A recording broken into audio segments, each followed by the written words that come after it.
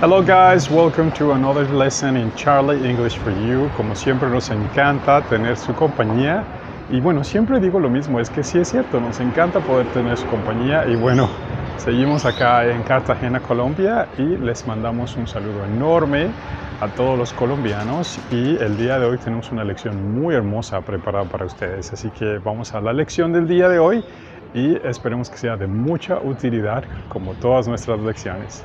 I'll see you guys in a minute. Enjoy the lesson. Gracias Charlie y bienvenidos a todos. En esta lección vamos a poder practicar nuestra habilidad de listening y bueno, tenemos esta sección de 5 minutos con Sergio Rubio, así que pongan mucha atención porque al final vamos a hacer varias preguntas para ver si ustedes pudieron entender lo que Sergio estuvo compartiendo con nosotros en esta entrevista. Así que disfrútenla mucho y nos vemos pronto. And hello guys and welcome to another section in 5 minutes with, and today I have with me one of a really good friend of mine. His name is Sergio Rubio from Atlanta, Georgia. How are you, Sergio? I'm doing great. Thank you for having me in your show. I'm really excited. No, thank you for your time. I know you're a busy person. And well, we are always using this space to talk about different topics, mainly how you learned English, and I know you are your backgrounds are Colombian and you come from that beautiful country, but then you grew up in the States. Yeah, so I originally moved to Atlanta when we were very young. My parents were here in Colombia. I was born here in Colombia. And then when we moved to Atlanta, we started going to school. And it was very fascinating now that I think back on the experience, because my mom was always very adamant that in the house we would always speak in Spanish. Okay. And we didn't understand why at that moment, because all the communication had to be in Spanish, with my sister had to be in Spanish, everything. But the reason why she did it was because once we made it to school and once we started going to our daily lives, we picked up English like a very natural and organic way. So I remember kind of the differences between a student learning here in Colombia compared to over there. Over there, they didn't teach us, about the to be verb or, the verbal phrases or none of that. You just kind of learn it organically, the day to day. And I even remember my experience, because when I first got there, it was I didn't understand anything, I didn't know the language.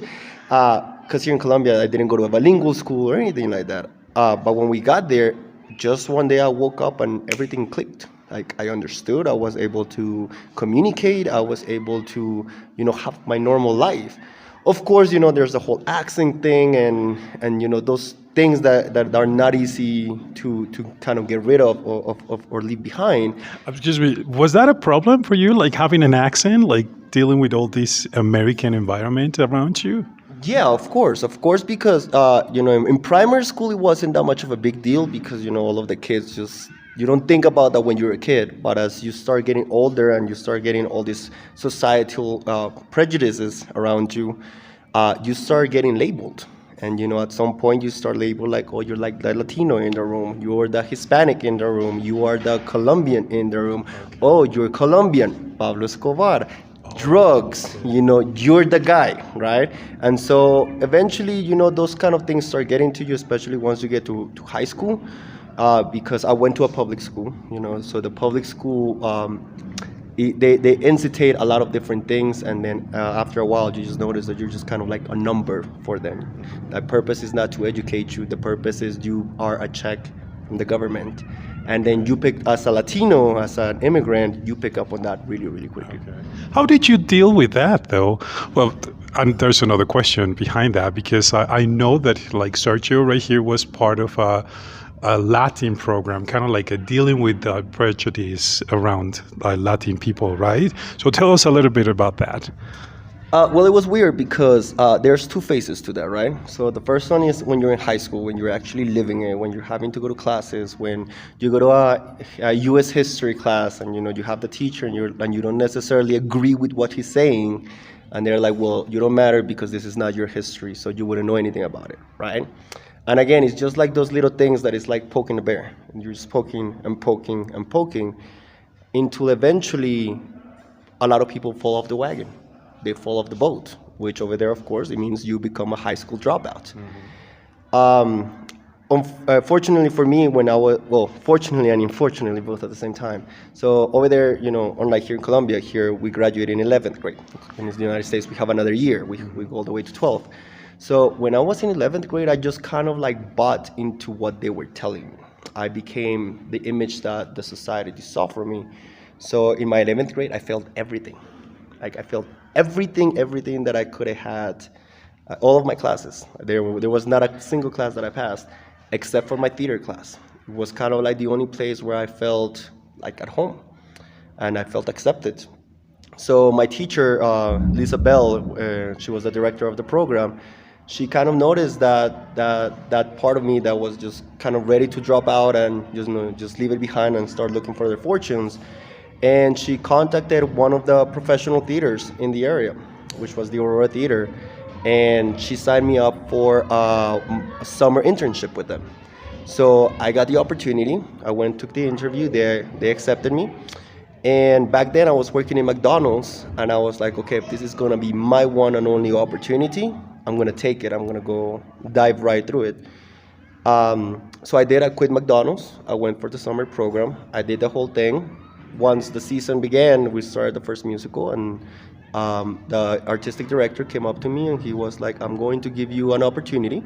We want you to continue in our program. We want you to continue with us, but we need you to graduate. So you need to get back on track and you need to graduate. I remember my first day of high school back for my senior year. I went to talk to my counselor and I told her the situation, and her response was like, that's not for you. If you really want to make something out of yourself, maybe you should go back to McDonald's. That's where you belong. And there's no way you're going to graduate in time.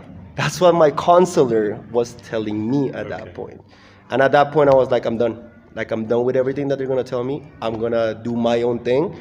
And it doesn't matter what people tell me. I'm going to get accomplished what I'm going to get done. And then that was kind of like the growth of what later became the Latin American theater program. Okay, that sounds really amazing. And we are just learning so many things from you.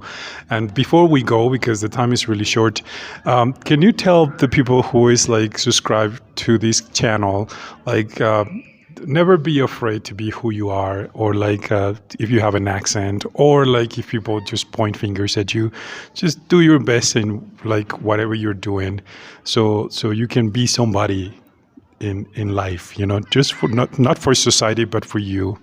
Oh yeah, I totally agree with that. I think individuality is really like the backbone of all of our societies. Is the people that show different ideas, the ones that think outside the box, that are the ones that are really going to make a sustainable and real change in our world and our communities, and the ones that are going to be able to bring that passion in to be able to inspire others and represent others in situations that they're not always being represented.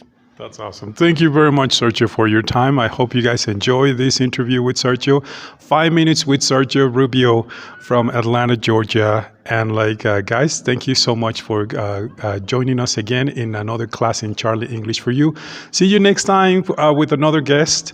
Thank you, Sergio, again. Thank you. Have a great day. See you guys next time. Bye, bye.